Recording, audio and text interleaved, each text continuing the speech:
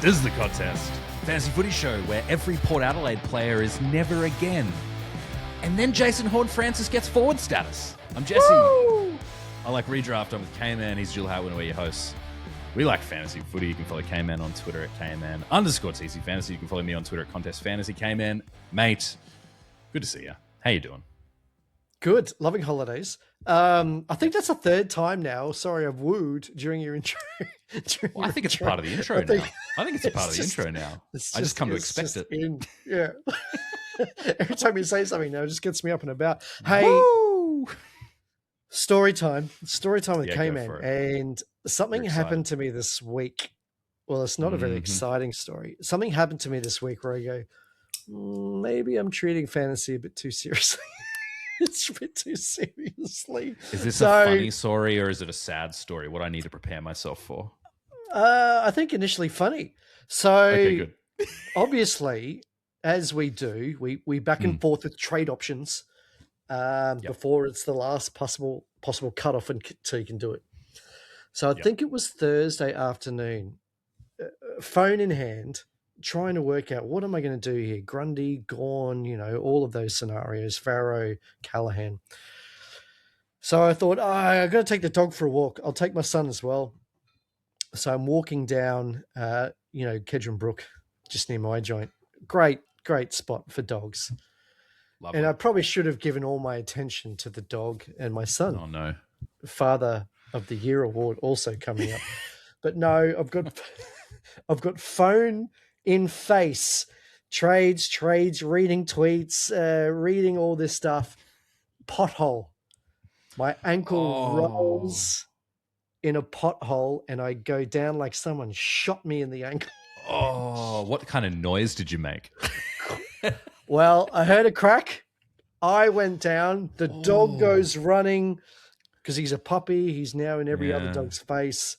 All I'm thinking about is who am I going to trade? And I've had an X-ray.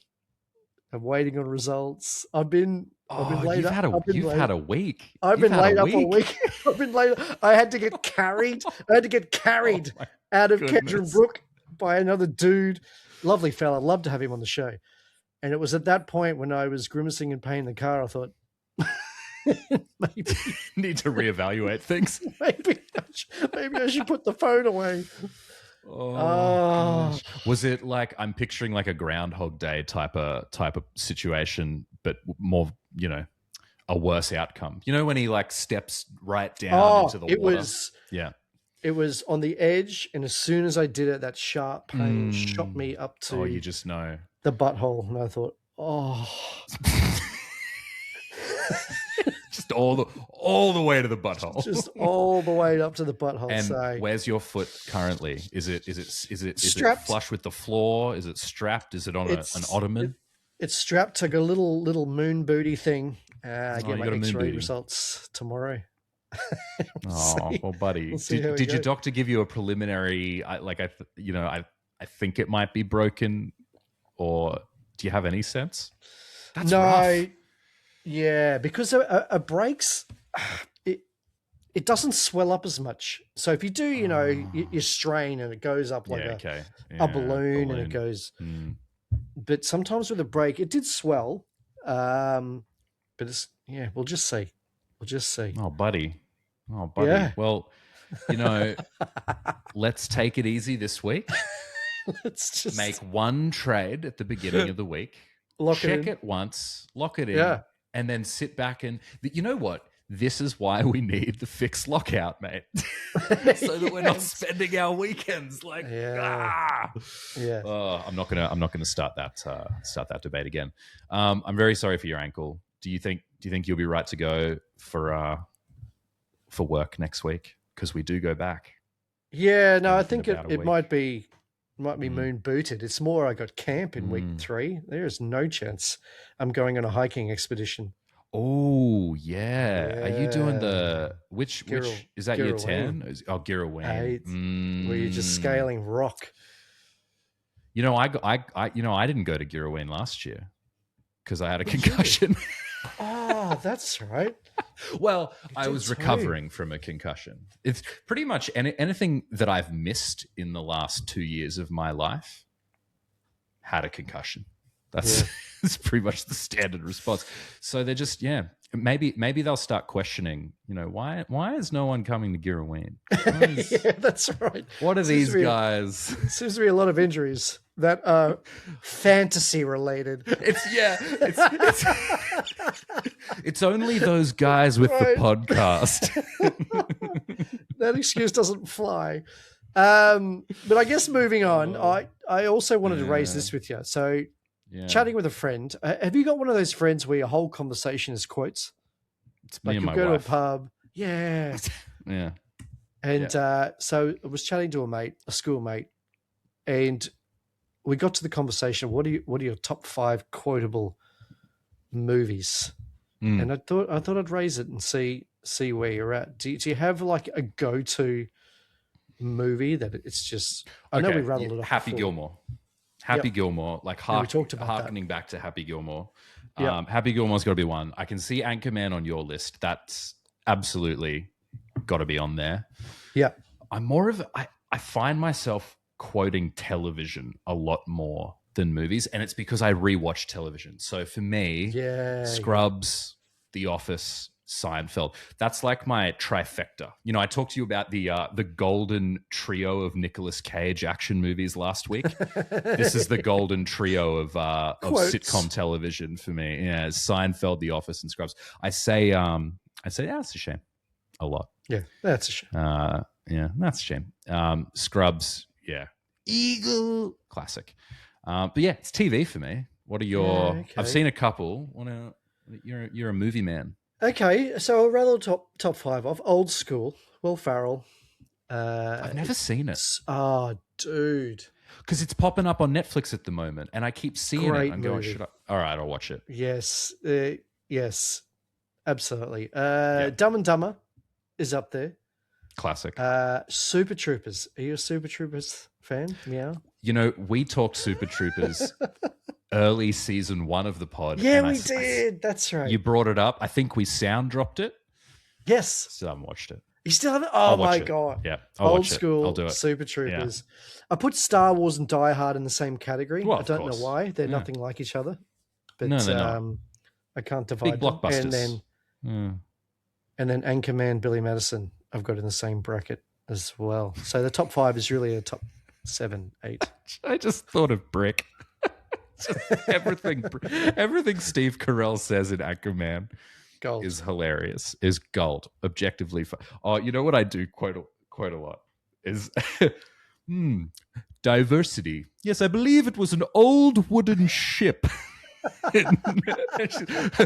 No, I don't think that's true. Oh, well, I do think it's true. No, I don't think that's true.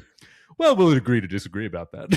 Yeah, I love the bloopers too. Are you a blooper reel guy?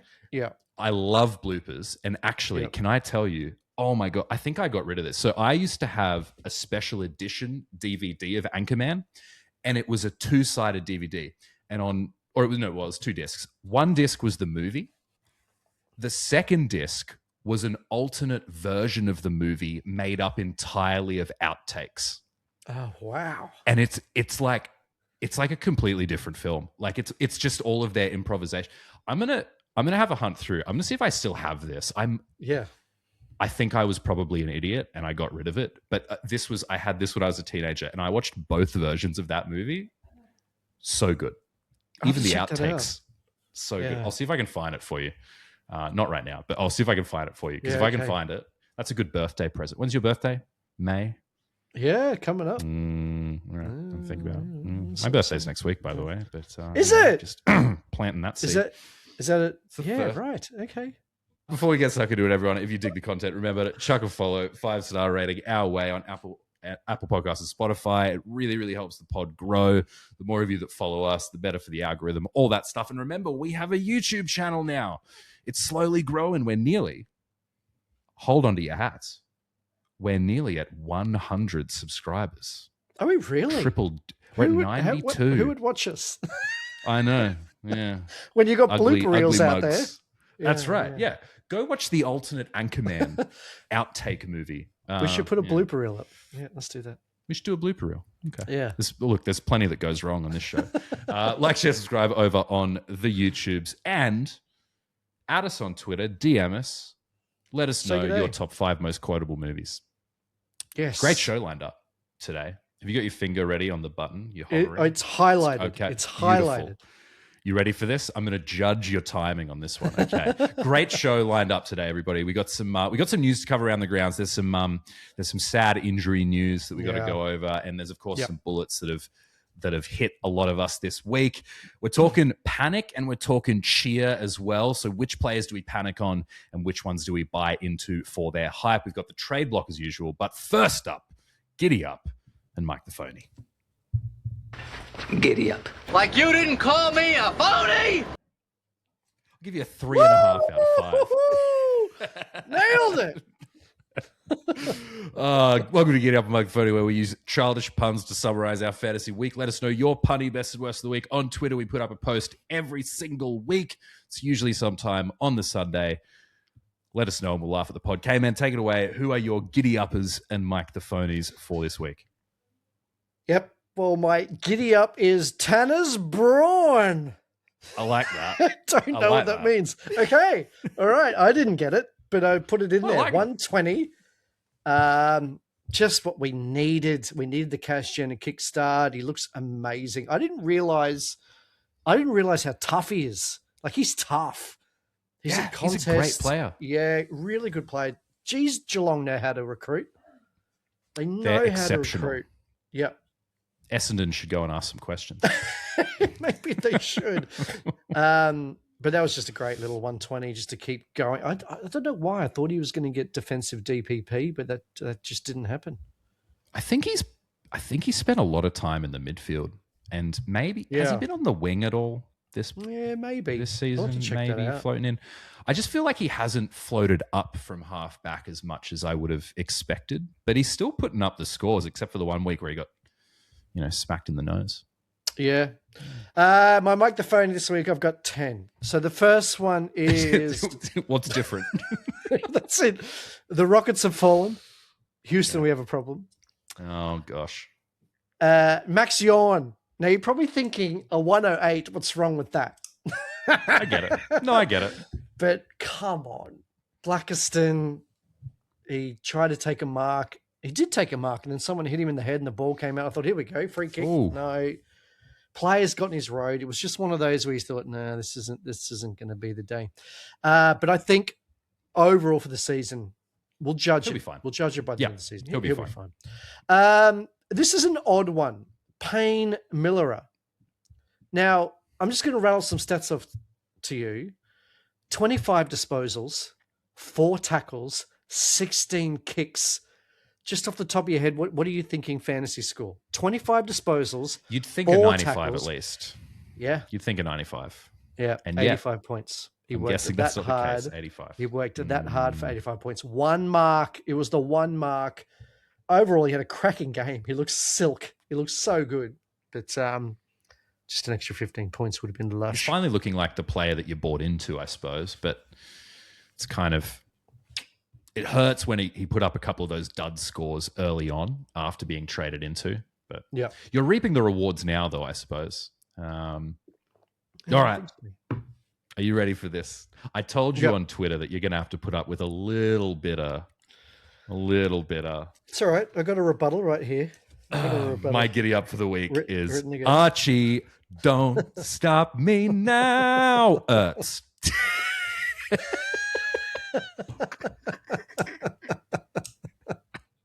Archie Roberts, man, 164. Oh my goodness! Wow. You know what? what's interesting with that? It was so gross to watch. Not the Roberts thing, just the way they played. But they won. I was thinking, this is never going to win. This was never going to win, and somehow this is now kickstarted the next 6 weeks until coaches work out, well, we can't let them do that. Oh, it was filth. I don't care. The filth. He's in the team. Yeah. Essendon, damn. Yeah. 100. What was it? 118 to. Oh, that was Melbourne. What did they? No. Yeah, Essendon. 118 to something. What was Melbourne's score at the end? It was horrible. Abysmal, right? Yeah, it wasn't great. Oh. And you know what? Sorry, polar opposite of Archie Roberts. Caleb Windsor against Essendon. Yeah. Great match. I know that he had that one pop week, but I'm glad that I traded out of him when I did. My other giddy up. Look, actually, frankly, there are plenty of players to giddy up in my team this week, but I'm not going to go through all of them because it would take forever. So I'm just going to say this. Jacob Ferocious, he knocked it out of the park on debut, 14 channel, 102 points on field. It was absolutely wonderful. Two Dons. Two Dons as the giddy ups. He's got that about him, doesn't he? You look at him and go, just one of those players seems to have time, not rushed, class, good decision, disposal efficiency. He's a gun. I feel like we knew this about him preseason as well. Did. You know, where it was do that you thing see? I mean, obviously a rookie year. Where would you see him ending up? Do you reckon he's always going to be a halfbacker, or is he someone that could transition? Somewhere? He could go into the midfield. You reckon? He could be he could be a midfielder, I think. But the thing is, though, I don't know if you'd want him anywhere else because he's just so clean. Yeah. With the ball by foot. And that's not easy to come by. And then for the Dons to have two of them in Roberts and Farrow, for those Ridley. guys, and Ridley, you know, it's kind of like the Lions having like a Zorko and a Fletcher and a Kitty just all chipping her. That's a luxury that not many teams get.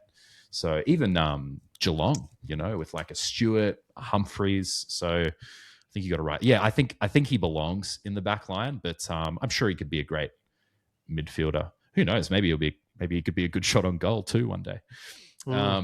All right, Mike the Phonies, because, you know, while my team did perform very well this week, I had some not so great ones. Josh Fakos, that was ridiculous. 2 weeks in a row, brought him in. It's not good enough. He's not getting it done. Sort yourself out, mate. Sort yourself out. Do you know, there seems to be a correlation with his brother and how well he does. When Nick Dacos... When Nick Dacos is either not present or not playing very well, Josh Dacos just doesn't show up. He's like, you know what? No, if my brother doesn't want to do it, I don't want to do it either. Well, Nick Dacos on one leg still had, what was it? Well, 30... Yeah, it was like 94 or something in the end. 31 Ridiculous. disposals. Yeah. Well, it wasn't enough to get his brother excited. So, you know, pick up the pace, boys. I'm worried. I know you said you aren't. I'm worried about Collingwood. I'm concerned. I think if I was a fan, I'd be a little bit worried about Collingwood. I'm not sure about their drafts. Well, they haven't got any draft capital, and a lot of their list is aging. So I don't know how they're going to get that. They've traded away a lot of their picks for these older players. That's not paid off. They haven't got a forward line. A lot of their better players now are quite old. I'm not sure what they'd get in a trade. I don't know. I'm a bit concerned. But I guess as long as the Dacos brothers are there. Shea Bolton. I was wondering how that was going to come out because reading that on screen, I was like, looks more like Shea Bump Chicka Wow Wow. That's a bit more like it. Next week after the West Coast matchup, that's what I'll switch it to Shea Bump Chicka Wow Wow. Yeah, look, this is I was looking back at my trades for this season, and every trade I've made so far, other than arguably Jack Watkins, has been pretty solid, except for this one, and it kills me. He's a blemish. He's a tarnish on my team. All right, listeners, we got some good ones here. Giddy ups, Brody Grunder-Preisty. Yeah. Which is fantastic. And Brody Tundy.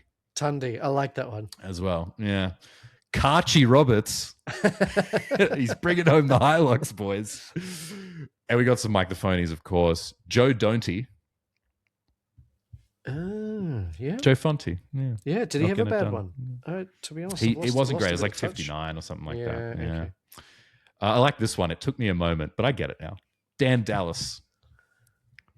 Because he's not Houston. Yeah. Got it. He's someone.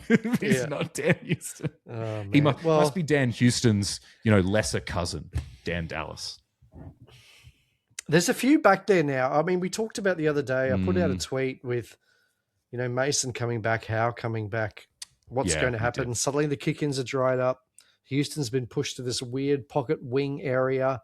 Jacobs did this last year, had some great scores, but then he would dish out some late 70s, 80s. And there's just a lot of personnel who, when you think about the personalities of these players, they want the ball. They're notorious at the back six of wanting to be the guy. So they're going to feed off each other and take each other's points, I think. Last couple, Connor Duderick. And I like this last. It's brutal, isn't it? He's injured now too, I think. I know. And then Will never win a Hatcroft. I think that one's the winner for me. That one's really good. Well, look, he got a tag from Simkin, but he did. Is this now the tag target? If you play the Lions now, you've got a Norm Smith. The start of the season, we've seen what he's done. Is he now? You know what? This is his midfield. This is the guy we need to now put our attention into. Look, it could be. I think a part of it probably was also to do with the fact that it was Klug's first game back. He had it lower tog than usually. He didn't come on for the first 10 minutes or so, or 12 minutes. So I do wonder if there was just an element of probably Will Ashcroft is in a better position to be more damaging this week. He's in form. We will see Hugh McCluggage get it together, and I'm sure teams will decide which one they need to focus on, and we'll see how we go. But it's a good point. Hopefully he doesn't get stopped Jack too Steele often. this week. All right, well, we better go around the grounds because there's a little bit to talk about. Do you want to lead us through some of these points, starting with the tribunal, perhaps? Yeah, Zach Butters, his mouth. Well, first of all, it's good to see Zach Butters being a bit of a mongrel again, tackling in-place faces, but maybe crossed the line and said something to an umpire where it's gone straight to the tribunal. Look, I don't know. If we talk about precedents, I think there's been more fines than suspensions. So I guess I'm not worried about a suspension, but it's the last thing we need with 2 more bullets this week. So many bullets going on. So we'll keep an eye on the tribunal. Injuries. Dane Zorko had to happen. Wow, that's a horrible thing to say. It did happen. And older Dane Zorko with soft tissue, history, been killing it for the last 18 months. But 2 to 3 weeks, I thought it was going to be worse than that when he first went down and he was in the dugout and the head was in the hands. And I thought, boy, this is a long-termer. But 2 to 3 weeks. So for those who put their investment of coin into Dane Zorko, I think 2 to 3 weeks is just too long. I was at a wedding during the on the weekend during the Brisbane game, and I saw just messages from the group chat, and I was trying to avoid spoilers because I was going to go home and watch the game later, and all I saw was something like, "Oh, who's going to benefit from this, Kitty or Fletcher?" And I knew what it meant. You knew straight away. I turned to my wife and I went, "Zorks is down." Zorks. The face she gave me. Zorks is her. Since Joey left, Zorks is her favorite player. Oh, it's her guy. It's her guy. The face she gave me was like, "You're joking." No, it ruined her. It ruined the rest of the day for her. Anyway, Zorko. Yeah, Zorks, 2 to 3 weeks. Dev But 2 to 3 weeks, that's not too bad. Yeah, this is the devastating news. We're a big fan. We loved him at the Lions. Just couldn't crack it. He's gone to West Coast and looked really good. He did everything that we asked for, especially forecasting his role in preseason. But he's done an ACL and he's out for the season. Did you see the incident? It looked bad. I just saw the replay of it. It didn't look good. Yeah. So I really feel for the guy. He's, we love him. He's a bit of a cult favorite at the Lions. It was such a good footy story. Couldn't get a game. Finally, when he was flourishing, and really sad. Connor Butterick is probably the big name this week in fantasy. I'll hand over to you because I think we can talk about Connor Butterick maybe in detail later. But is your gut move on this week, or do you think there's a world where you can hold him? Oh, Depends where you're at. I can't get rid of both. There's no way I can get rid of Dev Rob and Connor Buderick looking at the players I have in my team. So, I still have a Blackiston, Watkins. I have all these players who are now stalling, and I just don't think I can dedicate removing both of these and looking to upgrade. So if you're in the luxury position where you don't have these other players, then a great opportunity to fix up your forward line, or even maybe use some DPP, because Connor Buderick does have defensive status as well. I guess the thing is he's maxed out in cash, so he was a player we were looking to move on, but it's probably a week too early considering we have these value options in Nass and Roberts in the defensive line. Boy, if you're in a position where you can move a Buderick to a Nass or a Roberts due to DPP, then I'd tick that off 100%. But I think some teams are going to need some cover on their bench in that forward line this week. We got Ed Richards out with an ankle. Although, did I hear that he's actually going to be fine and he's going to be back again? The miracle at Western Bulldogs. I don't know what they've been drinking this week, but suddenly you get Richards, who was carried off the field. English was 3 to 6 weeks. Libba, and they're all back.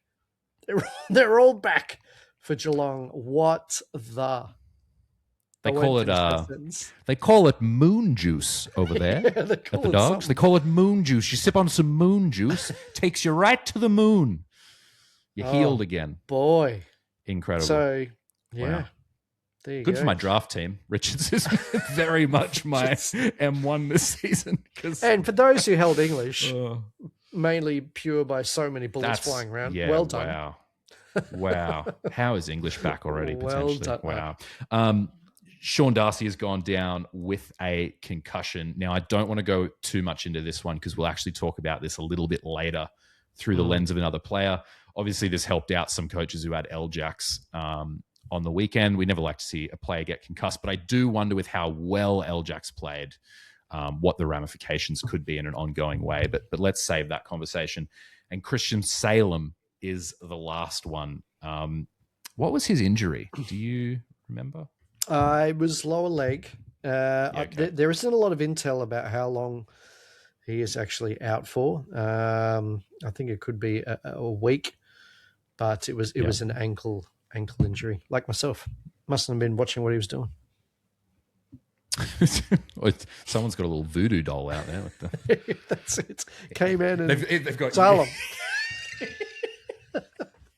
K-Man and Salem. Oh, gosh. It's like the Crucible. That's it. All right. Woo! Okay, everybody. We're going to move on to the main chat. This week, we are doing the panic meter and the hype meter. So we've got two... Yeah, give us a transition. Go for it. You like your transitions. Let's do it. That's not the one I wanted. Wait a minute.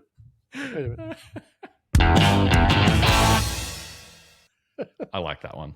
That one, again, it reminds me of that 70s show. We're doing the panic meter. So this seemed like a good week because to kind of, I guess, take a step back and assess some of these players, because we had a lot of players pop suddenly who maybe hadn't popped before, and we got to maybe look at them on the hype meter and go, is this real? Or do we look at other players and go, nah, this isn't so real. You should probably panic here. So we've had that week. And what we're going to do is we're going to start with the panic meter. We've got a list of players that we're looking at. We're going to, each of us, myself and KMN, we're going to give each player a rating on the level of panic from 1 to 10. 1 meaning we're cool, we're calm, we're collected, it's all good. And 10 being like, I don't know, Harry Potter's aunt level of panic when he blew her up like a balloon in the first or whichever movie it was, and the panic that she felt.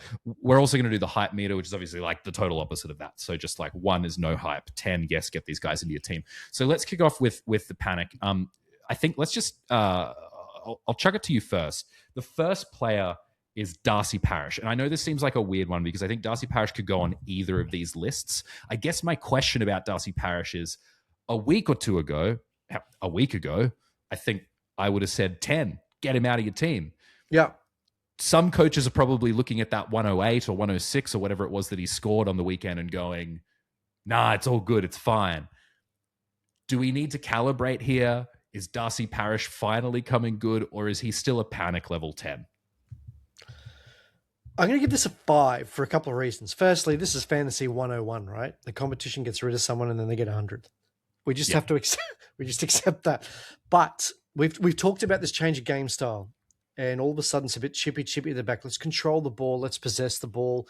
Let's not get into a position, because we're not that good, to give up 4 and 5 goals. And the best way to do that is to be in control of our own possession. What that does is it takes the fitness element out of an underprepared Darcy Parish. Suddenly, he's not gassed after 10 minutes because of this chaos transition ball that has taken him out of the game for the first 4 rounds. So if we're going to chip, then Darcy Parish is going to possess. And it's going to be the Darcy Parish of the last 2 seasons when he's not injury affected and he doesn't have to use those fitness capabilities over an extended period of time. He's going to six up and he's going to be involved in chains. So I think there's going to be an element in an improvement in his scoring purely by the need of he doesn't need to gas himself, which he's been doing over the first 4 rounds. Do we still get rid of him? I think 100%. But I think you're going to see improved scoring from a Darcy Parish, because this was the Essendon of the past 3 seasons, with the Ridley at the back, control the ball. We use those 45-degree kicking. We use our merit. And that's how Darcy Parish scored.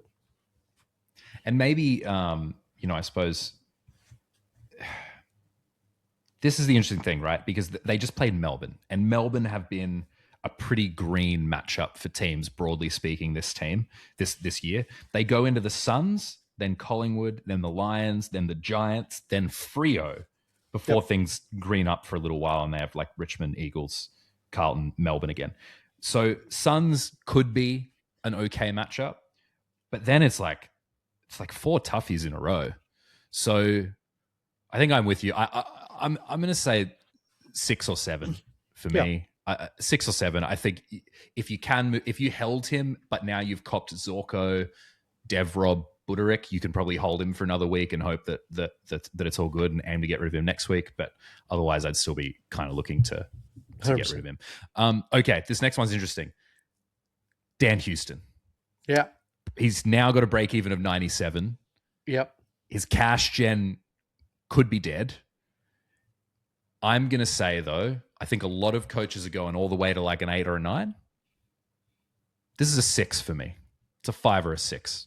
I'm in the middle because I look at Dan Houston and I go, we've talked about how this is kind of what Dan Houston does. This is a lower floor. 59 is a much worse score. The tricky thing with him is wet game. Like, it was not good conditions for anybody involved. Also, his TOG was down by like 10 to 15% on previous weeks. I think there was a long stretch where he was stuck on the bench. And also, if you look at his fixture, he's got Carlton and then Essendon for the next 2 weeks. So if there were ever 2 games where he was going to outdo that 97 break even, and we were going to see some more games like the beginning of the season of that, like 120, 119, 106, I think it's these upcoming weeks. So for me, he's like a 5 or a 6. Yeah, you said it. This is the Dan Houston of old, which is why we didn't pick him. So I think it's done. He will 80s, 90s, maybe 100, maybe a 60. This is exactly the Dan Houston of last year. Yeah, hopefully in the next couple of weeks he can get those scores of some really good matchups. Once we've been able to fix up our teams, because we're still fixing up our teams due to the nature of bullets, but he's one of the players that when we head to mid-season buys is going to be the first one on my chopping block, because with the names that are now back there, the role change, the position he's in, the dropping kick-ins, it is the Dan Houston of old, which is why he was never in any of my plans in the past. So what's your rating on that panic meter? If 7. I gave him 5 or a 6, 7, I'd give him a 7. And I guess that's my point. Is he was never going to be a keeper. No. We've got bigger issues. You know what I mean? Like, I'm not panicking. I'm not trying to force him out of my team if I have other things that I need to take care of, especially with the fixtures that are coming up. Although there is, he could potentially start dropping cash now. Okay, Josh Dacos. There's a lot of owners out there. I think he's in like 40% of teams now. 34, 35% of teams. So he's a pretty popular pick. He's had 2 stinkers in a row. How scared are you for Josh Dacos owners? I'm going to push it back on you. You're the owner. How scared are you? I'm scared. I'm scared, boss. I'm scared. I'm scared, boss. What was the movie? Golden Mile. The Green Mile. Oh, Green Mile. Yeah, Green Mile's a great I'm film. scared, boss. Oh, yeah, I'm scared, boss. Great Yeah, film. Yeah. It's got that one scene in it. Anyway, look, as a Josh Dacos owner, I'm pretty nervy because I traded him in. We all traded him in at a time where he was coming off a couple of big scores. We thought, hey, we've got this guy. He gave us one more score.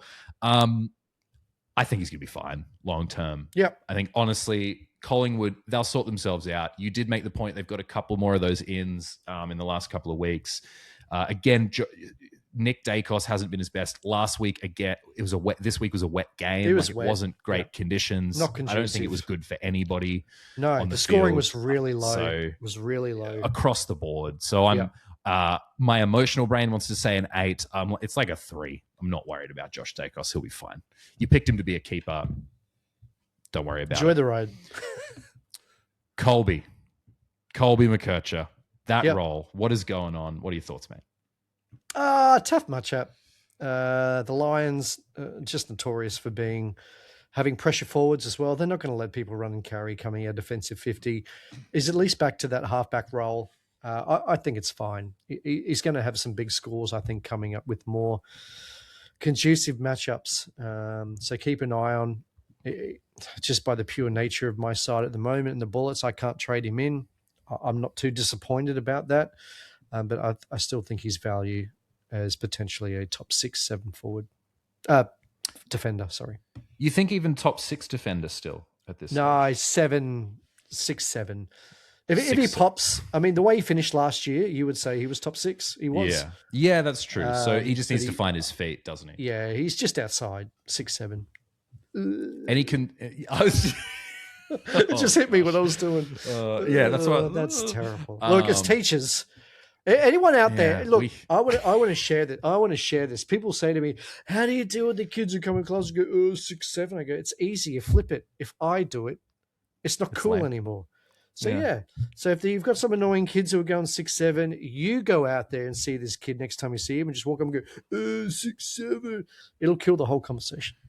Do you know the move I hit them with? Not necessarily in relation to 6, 7, but you say stuff like what's hip and grooving, kids? Gives you that. They go, ooh. Yeah. I go a step further. I'll go, oh, that's Cap. Oh, good flex. That's Cap. No, that's that's Riz. Yeah, it's Riz. Totally Riz mid. Yeah. Riz. That's they can't stand it. And all of a sudden they talk normal again. It's great. It's great. Get off your These are gets. the behavior management tips, people. Yes. Uni 101. Colby McKercher he'll be fine. It's like a 4. I'm not as high on him as I was because he just seems to get flicked around a little bit more than I would like. And then I think probably because they've got Luke Parker back there now, they probably feel a level of stability between the two of those players where they can give him that they can flick him around a little bit more. He is awesome at the moment. The Lions could have won by 60, I reckon. Luke Parker was everywhere. Everywhere. He was a machine.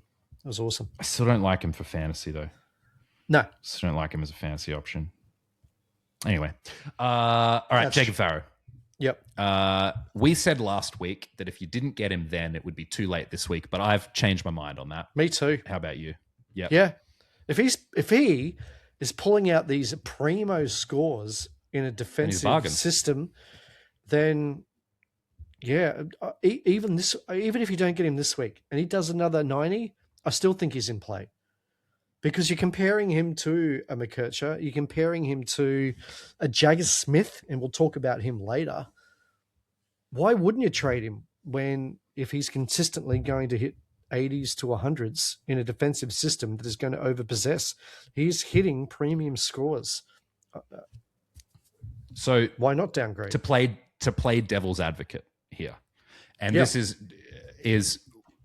should we be careful as a community about making that kind of, well, if he keeps pumping out 80s to 100s, and because obviously we've seen him do that back to back. Yep. He did do a 66 the week before that. I know that was before the change in game style. Yep. I know that's a key. He's still a rookie though. Yeah. Now, I think you should be getting him in this week if you haven't got him. But I also want to be like, we probably can't necessarily expect by default that he's going to get 80 to 100 necessarily every week. Surely that's dangerous. After that junk I just saw on the weekend. Yeah, fair enough. And it won. I'm sorry. That's a game style highly conducive. We talked about Colby McKercher in his first year, and we talked about Sheasel in his first year. I know they're different quality player, but if that's your system and that's the way you're going to overpossess to control transition, then he's going to score that way. He absolutely is. But obviously, I'm talking best case scenario at the moment. But if he's going to consistently score those, then I don't think it's too late. So this guy, he should actually be in the hype meter, I just realized. So I'm going to flip this and say the panic level on Farrow is how much should you panic 0. if you don't get him in this week? Well, and that's the problem, is we suddenly have 2 forwards who are out, so it might be very challenging. Well, it might be tricky, although... Okay, you know what? I'm going to actually flick to the last dot point in this list, because this is a question then. A lot of people have Jack Watkins, all right? Yep. Now, he was in my trade plans this week. He was my, when I was planning ahead, I was like, I'm going to move on from him. Then Butterick went down, Deverob went down. Now it's a bit, don't know what I'm going to do. Jack Watkins just picked up forward status. Even though he is potentially maxed out, his break even is still around that. He could potentially hit that mark, or if he doesn't quite, it might only be a couple grand that he drops. Could you hold a Jack Watkins for a week, flick him forward in order to get a Jacob Farrow in? I think you could do that if that was the way that you had to cover it. So my rage trades this week was a Ty Gallop out. Thank you. Yep. Oh gosh, that must feel good. You're still holding Ty Gallop. Yeah. The Watkins to the forward line. And my 2 trades were Murdoch as a 380k rookie or Farrow. That's one of my. I'm locking in one of those trades this week, and I'm going to cover one of Robertson or Butterick, because I've got to get this cash generation going. My bench is starved. There's some capping going on, so absolutely it's a play. And at the moment, I'm leaning towards a Murdoch. Yeah, I like it. And actually, this week, this could be the week that Leo Lombard pays off. They've got Essendon. So currently, at the moment, I'm flicking Jack Watkins forward so that I can get potentially Angus Anderson in, and then it's probably going to be Lombard at F6 for me, just because of the matchup, and I'm just going to hope that he can put up a 70 plus. All right, last one on our panic meter, and this one actually belongs here. Jagger Smith. All right. Yeah. Can I kick this one 30. off as the Mr. 30 man himself. Oh no. And I already bragged about being right. Okay. So now, to be fair, when I made that claim, I said that the first month or so of his season, this was back before Chera was out, I said the first month of his season would be a bit rough. I didn't think it would be this rough. I thought he'd be maybe up around the 70 to 80 mark for the first month. And then I thought he will beat Chera out of a midfield. Not Chera won't be in the midfield, but I thought Jaggers CBAs would overtake Chera's. I still believe that is a possibility. Having said that, I have zero faith in Michael Voss to assess that team and assess he dropped George Hewitt. The man dropped George Hewitt. The man dropped their best defensive player from their highest rate. Well, he will, but why was he gone? I mean, what did he do to Michael Voss? Did he call it a bomb threat? I'm assuming Hewitt will come back in and manage Nick Dacos to a 70 odd, which he did last year. So I'd imagine he's back. But then all of a sudden, you've got Hewitt in the midfield, Chera back in the midfield. What's happening with this kid? This is an 8 for me, from Jagger Smith. Yeah, this is I an think 8 it's for big. me. Yep. Because I go, okay, I'm not ready to trade him out yet because we've seen what he can do under the right circumstances. And even on the weekend, he came back and he had a big second half. So he saved his score. But he's absolutely a bench player for me now.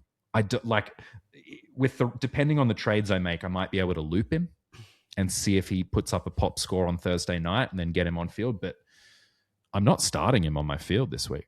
Are you the same? This is an 8 for me. Yeah, I would tick off.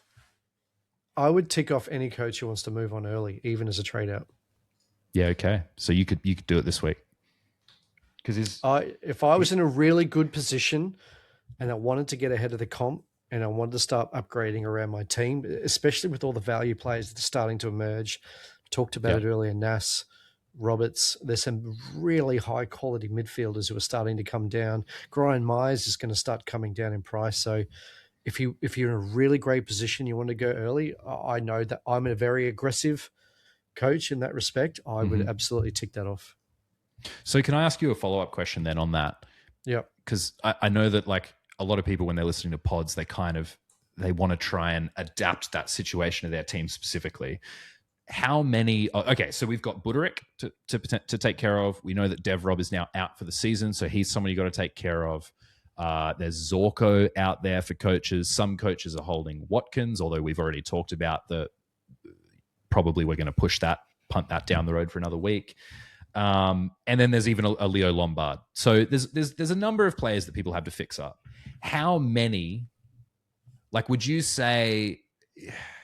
How many of those guys can you have and still go early on Jagger because that little bit of extra cash gets you to another player? No, none. That's what I mean. None. You have to be in a very luxurious position where you are looking to take advantage of the situation. If you don't have a Zorks, if you've already brought in a Farrow, you've got a Murdoch sitting there. You took Farrow instead of Watkins. I'm talking about that position where you can really be aggressive this week and not have those to deal with. So even if, there's one more question, and I swear this is not about my team, I swear, because I'm not in this kissed position. Let's say you've got all of them. You're set, the one guy that you've got on your team that you're like, oh, I should really fix this. Somehow it's just Jack Watkins at 455K.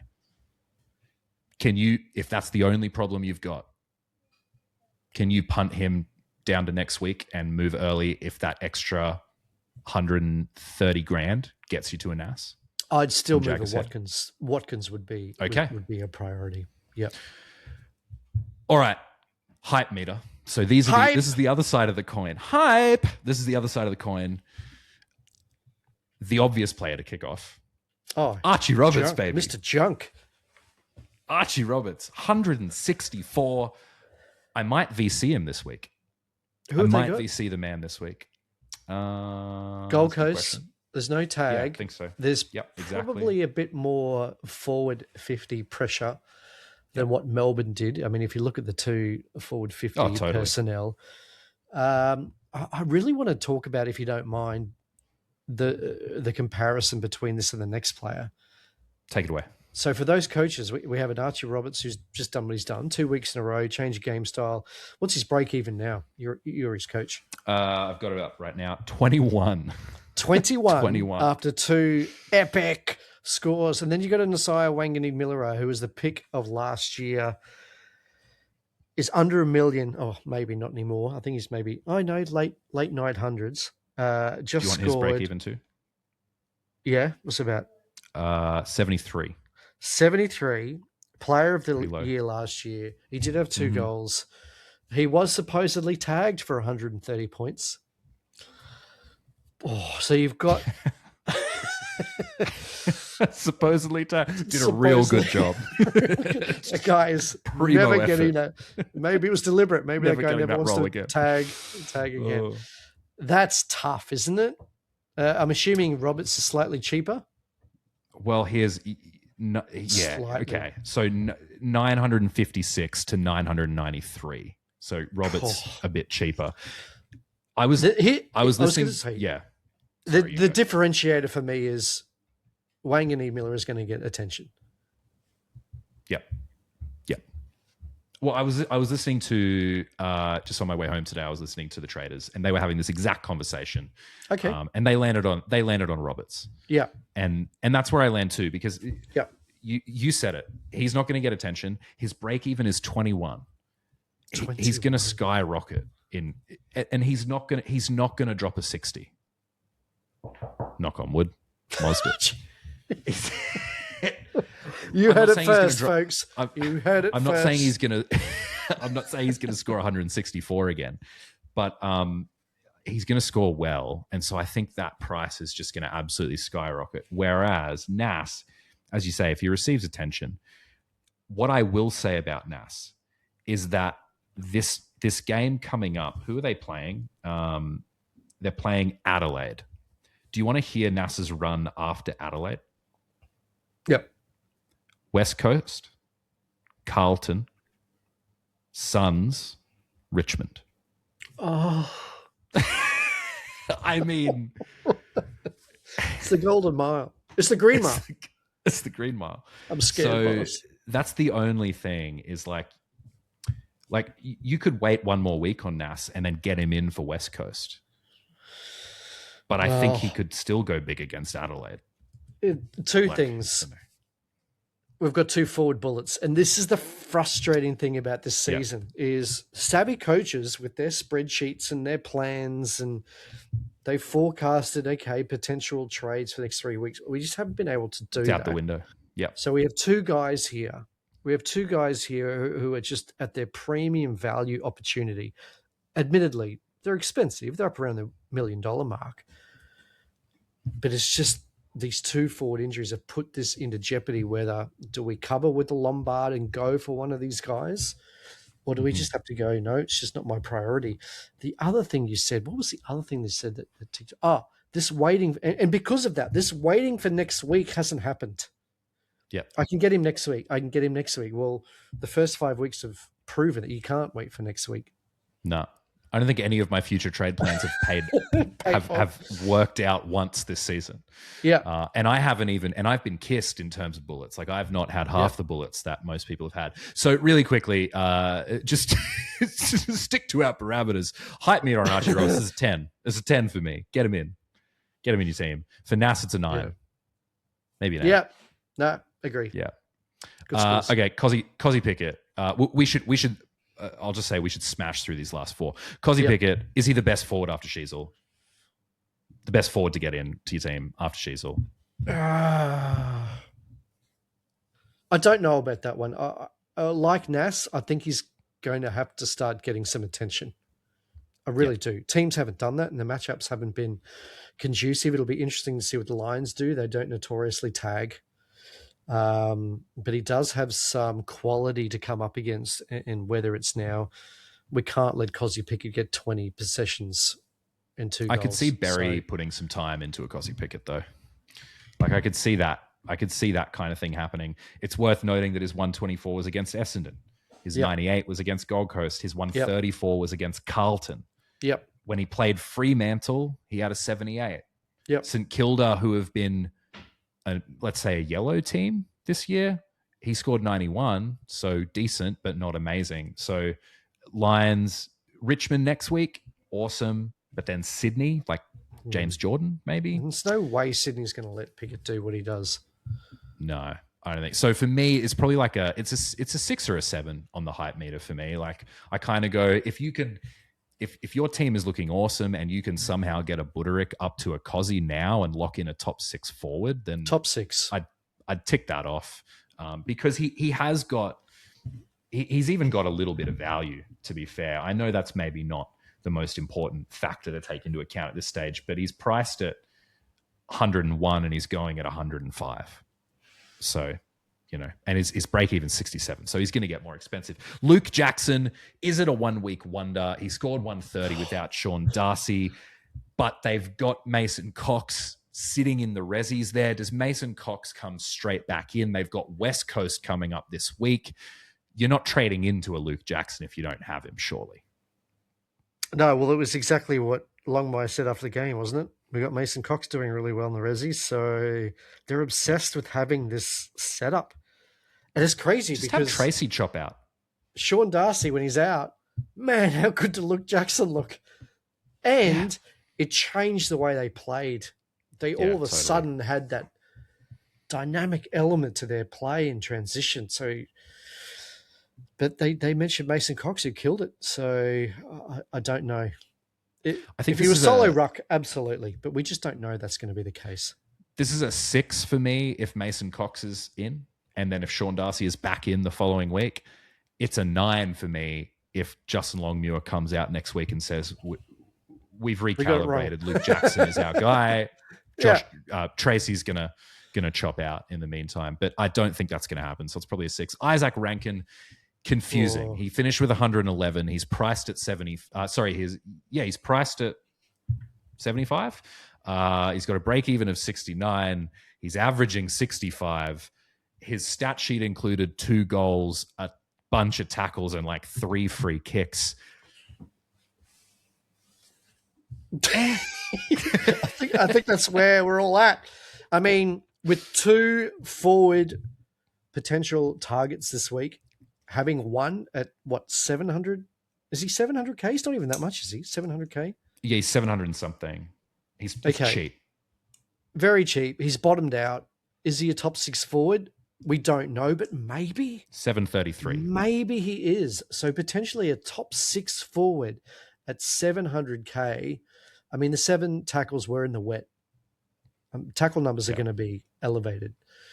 But boy, that's cheap. And if you need a second forward option to improve your Roberts and a Buderick, I mean, let's rattle those off. You got Roberts, Devrob, and Buderick, and all of a sudden you bring in a Rankin. Have you upgraded your side? Yeah. 100% you have. Yeah. For so cheap. And if you have to bring someone else in as well. So he's very enticing. Enticing. And do you know what is really... he's so cheap. I was playing around with trades today. Bringing in a Rankin leaves me with like a couple $100,000 in the bank for next week. Yeah. Whereas going for a guy that maybe I'm more sure will be a top 6 forward, but maybe is 100,000 or 200,000 more expensive, that leaves you with very little in the bank to take into next week. So that's something else you can consider is like, he's so cheap. Do you know what leaves me paused? Do you know why, for me, Isaac Rankin is a 7 on my hype meter at his highest? Is because I have Shea Bolton in my team. And I look at players, I look at these guys, and I think Isaac Rankin is a better player than Shea Bolton. Yeah. But I look at these guys and I go, I've already got one. Can my heart handle 2? Okay, the last name before we get on to... Can I say one thing before we move on? I know we've rattled on today, but gee, we're round 5.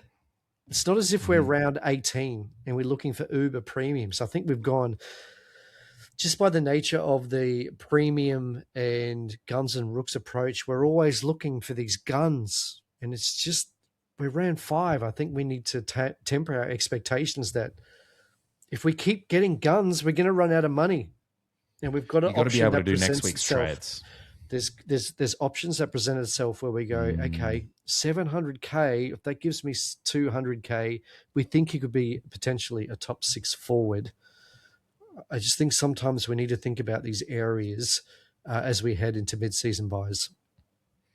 Last name on the hype meter, and then we will move on to the people's favorite trade block. Christian Petrarca. So obviously, if Christian Petrarca is back this week, then that is massive news for the people who held him. He could be a popular trade-in target for a lot of people, I would imagine. People trying to get up to him who still have a fair bit of money in the bank from the other bullets. Maybe they can move a Buderick up to a track. You'd feel pretty good about that. And so I think a lot of people are maybe on like the 8 on the hype meter. I think I'm on like a 7 because we haven't seen him with Matt Rao. And it'll be his first week back from injury. So do they lower his TOG? They're playing Essendon. Do they? So that, I think some people might look at that and go, oh my God, he's playing Essendon. get him in there. He could score 130. I actually look at that and I go for some of the other players on Gold Coast list. I go, great. Maybe Anderson will actually do what he's supposed to do. Maybe Matt Rowell will be awesome. But I look at Track and I go, will Gold Coast feel like they need to have him on there for 85% TOG? Or does he only need to be on there for 65% of the game so that they can ease him back in? Yeah, 2 points. I think all Gold Coast players will be better with all of them in there. That's why I'm excited about it. Took Miller. I think the way Miller was going with more of them in there, it allowed him to be freed up. So I think it's going to enhance their ability. But I saw it on the weekend. I had Finn Callahan on the weekend, was killing it. And with the game over in the last quarter, he put the brakes on. He absolutely put the brakes on. And I thought, they're either going to take him off here, or he did what he did. He just roamed up and down Central Corridor. He stopped doing all those things. So yeah, if they're smashing it and the game is sealed, Petrarca could be a guy that they ease in the last quarter, more time on bench, or he's just not going to get the numbers that we've seen in the past. What's your hype meter number for Track this week? I'll watch a couple of weeks. I'm probably more interested in Myers. He's going to drop money in the next 2 to 3 weeks. All right. Should we move on to trade block? Yeah, I think that's a cracking idea. I love that drop. It's so fun. That's cool. That's a good one. Cool. Thanks, Jimmy Jams. We got another week of forced trades. And before we get to the players that are fix-ups, we got players that need to... Oh, I forgot about that. Get out of here! What are you, crazy? You're a real nut, you know that? Go home! What are you, crazy? You're a real nut, you know that? That was close. Nearly. I had my finger on it. I was like, you know what? He's getting... That's all right. All right, take us through these names, bro. Who's got to get out of here for us? Dev Rob, done, season. Depending on your side. And Buderick, the double. Now, we don't know on Buderick. It didn't look great. A lot of intel today came out about English, Libba, Richards, nothing about Buderick with a really tight turnaround. So I'm not expecting good news. But again, I think it's team dependent, because if you've got all these other guys that we'll talk about in a second, you might have to do a bit of cover. We got the rooks as well. So we've talked about Jagger. He could go if you have nothing else to do. But before him, Lockie Blackiston, get him out of your team. Just go, man. Just go. Jack Watkins as well. I think, again, if you're in that situation where you can get rid of, say, both a Devrob and a Buderick at once, and you still want to get like a Farrow in or something like that, and rolling a Watkins forward to cover you for one more week allows you to do that. I think you can do that. His break even is low enough where maybe he can break even for one more week or only lose a few grand. So, but if you can get him out, get him out. We got Lombard and Selwood as well. So you noted that Lombard has the Bombers, so maybe that's a good cover option in the forward line as well. But otherwise, he's maxed out. So I think if you don't get rid of Lombard this week, you've got to get rid of him next week. And the tricky thing there is, if you put that off for another week, what's going to happen next week? Yeah. And you don't want to end up with a Foss or a Gacko from last year just kind of rotting away on your bench. Time for Jai Caldwell to go? Absolutely. Poor guy. I don't know what's going on. I don't know what's going on there. Even the new change of game style hasn't helped. Yeah. You know what's going to happen, though? Everyone's going to trade him out, and then he's going to... 130. They're going to remember, oh, yeah, he's good. He's going Fantasy 101. 130. Yeah. Brutes. And then vultures like myself will just feast and pluck him up. Okay. Let's go through the names. So these are the names that the people want to know. So you got a Buderick, you got a Devrob. What's your perspective on trading both of these guys at once versus staggering it, one this week, one next week? It just depends on how your team's sitting. You just rattled those names off. So if you got Watkins, Blackiston, Lombard, Selwood, Devrob, Buderick, you're going to have to prioritize. And for those who are losing money, especially at that rookie end, if you can manage it so you do one of each. But there's a risk with that because we just saw on the first 6 rounds that you can't all of a sudden think, well, that's going to be my next week trade because there's going to be another injury. Ideally, you get rid of both and there's plenty. Well, no. So this is my issue with the forward lines. I don't think there's people standing out to fill the void. We had a huge conversation about that today, an online conversation where the forward line hasn't changed for me. I'm still in the same position I was 4 weeks ago where it was, well, who am I going to bring in? Nothing's changed, and we'll rattle those names off. Do you know what's interesting about the forward line is that it looks the same as it looks every year to me. I remember having this exact conversation last year of don't pay up for forwards unless it's Harry Sheasel. Don't pay up for forwards. After the first couple guys, everyone else in the forward line, you can get away with kind of fielding rookies in your forward line more than you can get away with fielding rookies in your other lines. Obviously, unless those forwards are, say, small forwards. But I think I'm with you. It's tricky, and it feels yucky that 2 of the players that have gone down are both in the forward line, and so it makes you feel forced. It feels like your hand is forced to bring in a forward. So can you use DPP to get creative? I think that's what you do. But if you can't, I'm just going to read off these names, and then can you just talk about your favorites? So at the top end, we got guys like Tuke Miller, we got Cozzy Pickett, Track as well. In that kind of mid-tier, you've got your Connor McDonald's, you've got Isaac Rankin, you've got Jason Horn-Francis has put his hand up. You've got Justin McInerney as well as towards that top end. He's now consistently doing the same thing every week. He's putting up these like safe 90-ish kind of scores. So is Justin McInerney a guy we can go with? We got Zach Bailey as an interesting potential pod option with upside. Riley Sanders has had 2 good weeks in a row. And then you got interesting ones, like you got a Bailey Williams. So who are the names that if you had to go for a forward, who are your eyes drawn to? See, this is tricky because with a lot of the names you just rattled off, they're priced at what they're scoring. They're absolutely priced at. So in terms of the value game for this time of season, we're probably not going to get a lot of it. I mean, the only value, the true value players I look at that list are a Darcy Byrne-Jones, which we didn't mention, a Bailey Williams, who's a solo ruck for West Coast, who just pumped out a 111. But apart from everyone else, and an Isaac Rankin, where we don't really know, and that's a projected upside of what his role is going to be in his time on ground and his CBA. So apart from that, everyone's kind of priced at where they've been at, which is the tricky part. Tuke Miller, I don't mind. High price, but if you look at his scores when Petrarca was playing and also when an Anderson was playing, that's when we started to notice him.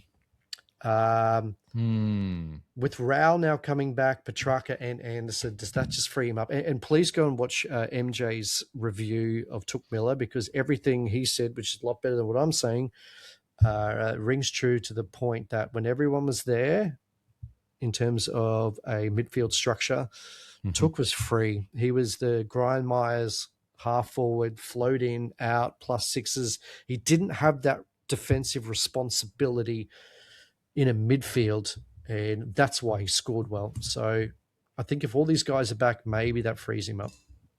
So one pushback on Tuke, his break even is now at 111. Oh yeah. Do you want to buy into him now, or do you want to? Because he hasn't scored more than 109 is his best, and that was against Geelong. 108 against Richmond.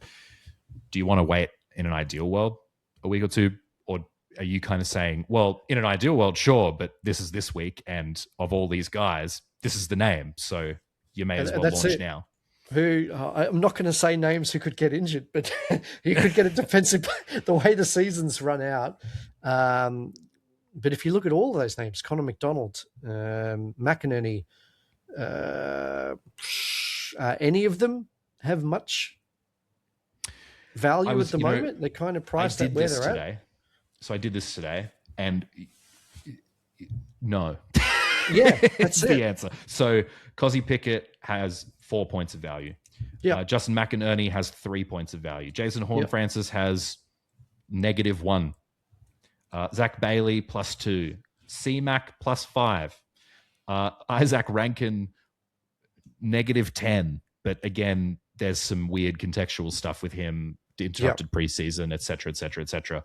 It's all projection. Riley Sanders, +5, but he's not scoring well enough where you want to launch into that. You talked about the Western Bulldogs miracle. All these players back in. They're back. You're not trading into a Sanders with those names coming back. So no, I'm with you. It's really, really yucky, and you probably don't want to trade into someone who, I guess, you know what? I was kind of anti-Rankin earlier today. And this has now actually tipped my hand where it's like, if you have to get a forward in as an upgrade and you can't afford a Pickett or a Miller, because I'd almost be tempted to go Pickett and lock in a top 6 guy. But if you can't afford those guys, I'm not going track this week with the injury, coming back from injury. So if you can't go a Miller or a Pickett, I think it's Rankin because he's so cheap. It probably carries money into next week. And he does have potential to be a top 6 forward. So that's probably the answer, and the other guys probably aren't. For me, it's tricky. That's really tricky. Really gross. Tricky space. Really gross. What are your thoughts on Darcy Byrne-Jones? No, I don't really have any. No, I'm not trading him in. No, is my answer. No. Oh, I just got. If you don't mind, I just got a tweet. John Longmire on Mason Cox. It's definitely a chance.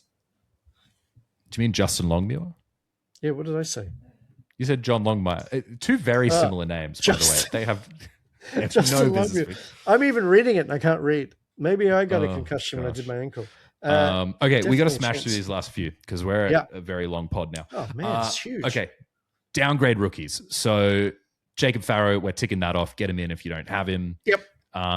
Murdoch, you can go after Murdoch this week. Yep. He's a great option. His break even is like -50 or something crazy. Insane. So 380Ks. Yeah, get him in.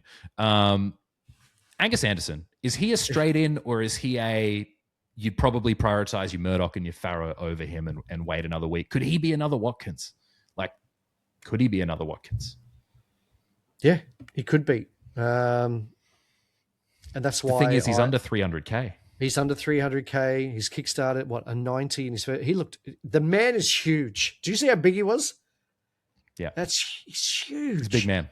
Jordan De Goey could be out for a week, so at least for another week he could have that security. That's why I've gone to Murdoch. I've kind of gone the happy medium where it might give me opportunity for Angry Anderson the next week. But definitely if you've got the opportunity, bring him in.